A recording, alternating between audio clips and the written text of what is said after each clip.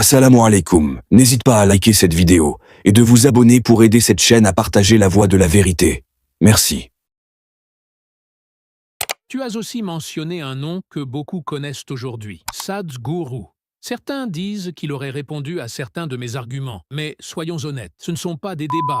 Et si je te pose une question maintenant, est-ce que tu connais Dr Zakir Naik? La plupart vont répondre oui, sans hésiter. Mais si je te demande, est-ce que tu connais Sadhguru? Là, beaucoup vont hésiter. Certains le connaissent à travers ses conférences sur le développement personnel, la méditation, la spiritualité. D'autres ne savent même pas qu'il s'agit d'un grand savant indien, non musulman, suivi par des millions de personnes. Et pourtant, depuis longtemps, les gens rêvent de voir ces deux grands esprits, l'un musulman, l'autre non musulman, s'affronter dans un vrai face-à-face, deux visions du monde, deux manières d'expliquer la vie, la mort, l'âme, le paradis. Aujourd'hui, Dr Zakir Naik va répondre. La question est simple, est-ce qu'il est prêt ou pas à confronter cette autre vision? Mais le plus important, c'est ce qui se passe à la fin de la vidéo. Parce que j'ai observé deux passages. Une vidéo où Dr Zakir parle du paradis, une autre où Sadhguru aborde exactement le même sujet, mais avec une vision totalement différente, presque opposée. Indirectement, c'est comme si chacun réfutait l'autre. Et dans cette vidéo, tu vas enfin comprendre à quoi ressemblerait vraiment un débat entre eux deux. Aujourd'hui, beaucoup affirment des choses très précises sur le paradis, la vie après la mort ou d'autres mondes, alors qu'ils n'en ont aucune expérience directe. Ils répètent ce qu'ils ont entendu, ce qu'on leur a enseigné. Mais avant d'arriver à ce moment, écoutons d'abord la réponse de Dr Zakir. Dr Zakir, j'ai une question qui concerne directement votre manière de comparer l'islam aux autres religions. Vous citez souvent les textes hindous, les écritures chrétiennes, vous analysez différents systèmes religieux, mais si un jour votre interprétation n'est pas exacte, si vous comprenez un passage autrement que les croyants de cette religion, est-ce que cela ne serait pas un manquement grave à votre responsabilité? Est-ce que cela ne tromperait pas les gens? Ta question est très pertinente et je te remercie de l'avoir posée. Permets-moi d'être absolument clair. Je ne me considère pas comme un maître, ni comme un détenteur unique de la vérité. Je ne suis pas une autorité supérieure. Je suis avant tout un étudiant passionné par les Écritures, les religions, les traditions, les philosophies et par la quête du vrai. Et oui, si je devais interpréter un texte d'une autre religion de manière incorrecte, ce serait une erreur. Une erreur sérieuse. Parce que ce serait injuste, d'abord pour les croyants de cette religion, ensuite pour mon travail, et enfin pour moi-même en tant que musulman qui veut être honnête dans ce qu'il présente. C'est précisément pour cette raison que je fais quelque chose que beaucoup d'orateurs refusent de faire. Je me mets à découvert. Je laisse les gens me questionner. Après chaque conférence, je donne la parole à quiconque veut remettre en question ce que j'ai dit. Il n'y a pas de filtre. Tu n'aimes pas ce que j'ai cité? Tu penses que j'ai mal compris ton écriture? Tu prends le micro et tu me le dis. C'est ta liberté et c'est mon devoir de te répondre. Et si, preuves à l'appui, tu me montres que j'ai fait une erreur, alors je m'excuse, je corrige immédiatement et je n'utilise plus jamais cette interprétation. Je le ferai sans hésiter. Maintenant, parlons de ce qui s'est passé en réalité. Cela fera bientôt 3 décennies que je cite les écritures hindoues, les évangiles, les Védas, la Torah, la Gita et bien d'autres textes.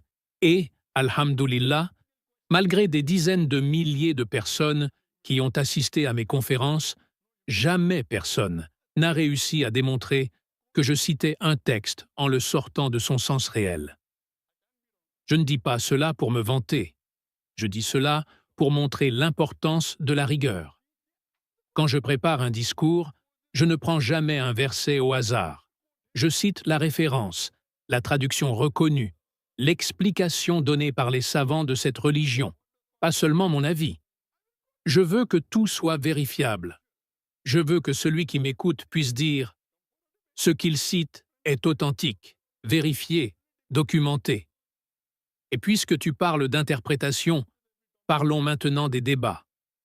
On me demande souvent pourquoi je ne débat pas avec n'importe qui. C'est simple.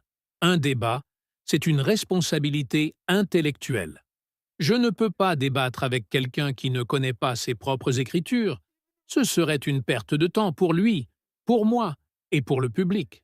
Quand moi je rassemble des centaines de milliers de personnes dans un seul événement, il est normal que la personne en face ait au minimum une base solide, une plateforme respectable, une compréhension profonde de ses propres textes. Le débat n'est pas un jeu, c'est un engagement sérieux.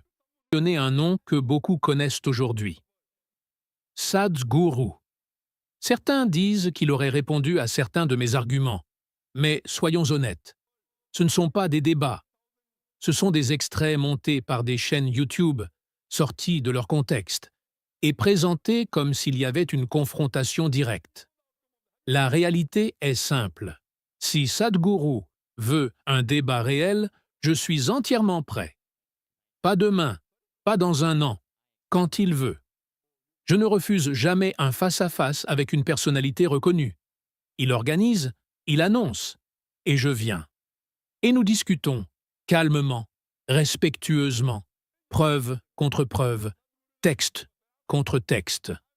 Un débat véritable signifie que chacun doit apporter ses sources, parce que dire « je pense » ou « je crois » ne suffit pas. Dans mes conférences, chaque idée est accompagnée d'une référence. Tu peux tout vérifier, et je demande la même rigueur à celui qui débat avec moi. C'est normal, c'est juste, c'est transparent. Alors, pour répondre à ta question, si un jour je me trompe, je le reconnais. Mais tant que personne ne me montre une erreur réelle, je continuerai à citer les textes comme je l'ai toujours fait. Avec sérieux, avec transparence et avec responsabilité. Est-ce que j'ai répondu à ta question? Oui, parfaitement. Merci. Que Dieu te guide vers la vérité. Et continue à poser des questions. C'est comme cela qu'on avance. Avant de continuer, prends juste un instant. Like cette vidéo pour que le rappel atteigne d'autres frères et sœurs.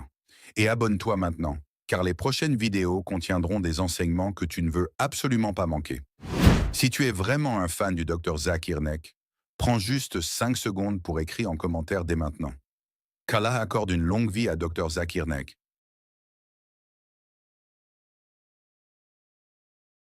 La sœur pose une question que beaucoup de gens se posent.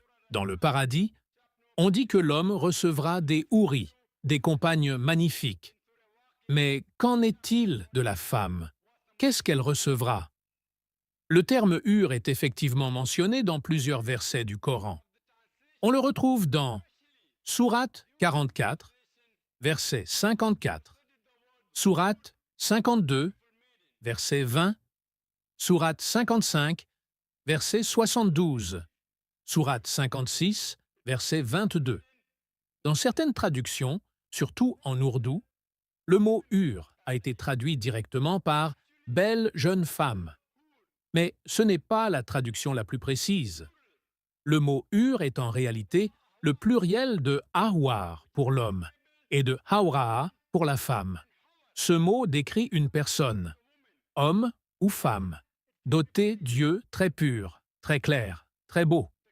Ce n'est pas un terme limité à un genre. Le Coran, à plusieurs endroits, utilise aussi des expressions comme « azwajan mutahara » qui signifie des compagnons, des époux, des pères purifiés. Ces mots sont neutres, ils s'appliquent aussi bien à l'homme qu'à la femme. Ainsi, lorsqu'un homme entre au paradis, il aura un ou une partenaire, créé pour lui, doté de cette beauté et de cette pureté particulière. Et lorsqu'une femme entre au paradis, elle aura exactement la même chose. Un compagnon pur, noble, d'une beauté et d'une pureté extraordinaire. Le terme « hur » désigne donc un compagnon idéal, un époux ou une épouse, pas une récompense réservée à un seul sexe. En résumé, ce que l'homme reçoit, la femme le reçoit également. Selon son cœur, selon ce qui la satisfait, selon la récompense parfaite qu'Allah lui accorde. On me parle souvent du paradis et de ce qui s'y trouve. Nourriture parfaite, femme magnifique, plaisir éternel. Chaque tradition décrit cela à sa manière, mais il y a une réalité simple que tout le monde oublie. Avant d'aller au paradis, il faut d'abord mourir. Et lorsqu'on meurt, La première chose qu'on laisse derrière soi, c'est le corps. Alors une question logique se pose. Si tu n'as plus de corps, comment profites-tu d'éléments qui dépendent d'un corps? Comment manger? Comment toucher? Comment vivre des expériences physiques sans organes physiques? Personne n'aborde ce point. Pourtant, il change tout. Aujourd'hui, beaucoup affirment des choses très précises sur le paradis, la vie après la mort ou d'autres mondes, alors qu'ils n'en ont aucune expérience directe. Ils répètent ce qu'ils ont entendu ou ce qu'on leur a enseigné, avec une grande certitude.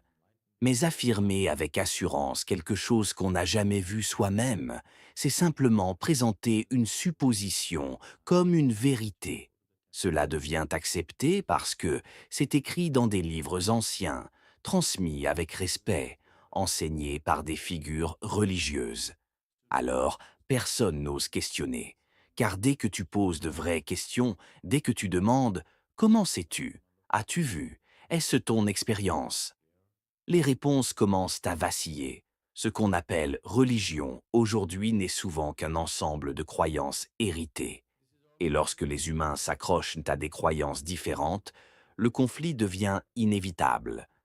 Pour moi, la vraie intelligence commence lorsque quelqu'un peut dire « je ne sais pas ». Reconnaître ce qu'on ignore ouvre une porte immense. S'accrocher à ce qu'on n'a jamais expérimenté ferme toutes les autres.